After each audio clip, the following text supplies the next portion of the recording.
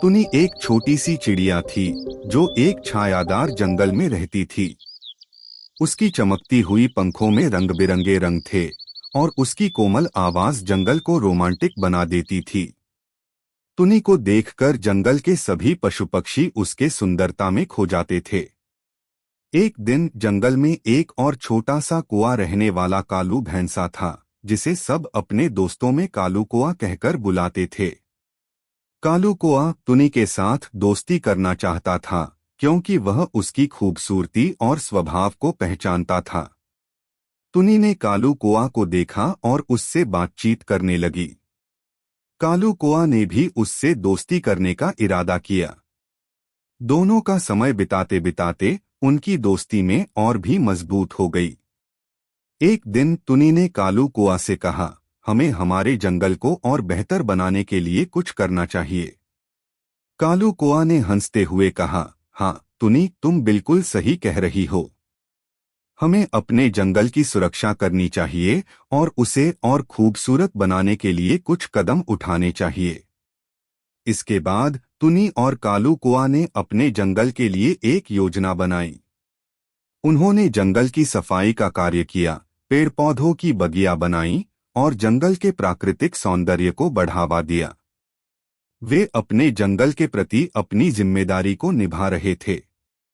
एक दिन टुनी ने एक जादुई पंख ढूंढने का विचार किया और दोनों ने मिलकर एक जादुई पंख ढूंढ लिया। उन्होंने जंगल की ऊंचाइयों से चमकते हुए पंखों का उपयोग करके अपने जंगल का अधिक से अधिक हिस्सा देखने का इरादा किया। जंगल की चोटी पर पहुंचकर वे देखते हैं कि वहां एक मैजिकल फॉरेस्ट है।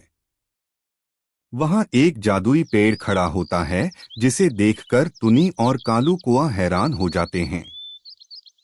जादुई पेड़ ने उनसे कहा, तुम्होंने अपने जंगल को सुंदर बनाया है और तुम्हारी मेहनत को देखकर मुझे बहुत खुशी हुई है।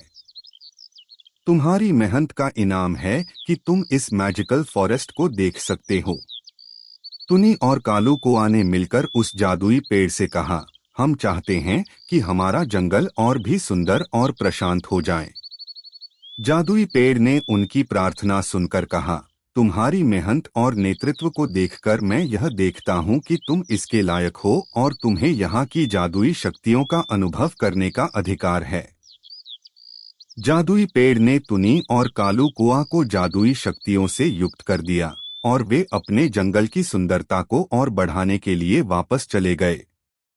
उनके जंगल में वापस लौटने पर टुनी और कालू कुआं के दोस्त बहुत हैरान हो गए। उन्होंने देखा कि जंगल में नए नए पेड़ पौधे उग रहे थे, प्रकृति की सुगंध फैल रही थी और जंगल में नई नई ऊर्जा भरी हुई थी। जंगल वाले ने टुनी और कालू कुआं को धन्यवाद दिया और कहा, तुमने जंगल को नया जीवन दिया है। तुम्हारी मेहनत और संघर्ष का परिणाम यह है कि हम सभी अब और भी खुश हैं। टुनी और कालू कुआं ने देखा कि उनकी मेहनत और साथियों के साथ मिलकर किए गए प्रयासों से उनके जंगल को नया जीवन मिल गया था। उन्होंने समझा कि जब लोग मिलकर सहयोग करते हैं और मिलीभगत रखते हैं तो किसी भी समस्या का समाधान संभव है। इसके बाद टुनी और कालू कुआं ने अपने जंगल में समृद्धि और शांति का सुदृढ़ आधार रखा और वहां के सभी पशु पक्षियों को सजग बनाए रखने का निर्देश दिया। इस कहानी से हमें यह सीखने को मिलता है कि मेहनत, साथियों का साथ और प्रेम से सभी समस्याओं का समाधान संभव है। टुनी और कालू कुआं ने दिखाया कि सहयोग और सामंजस्य से ही हम अपने लक्ष्यों को हासिल कर सकते हैं और अपने पर्यावरण को भी सुरक्षित रख सकते हैं। Which story did you like? Tell us in the comment box and like and share. Don't forget to subscribe to our story.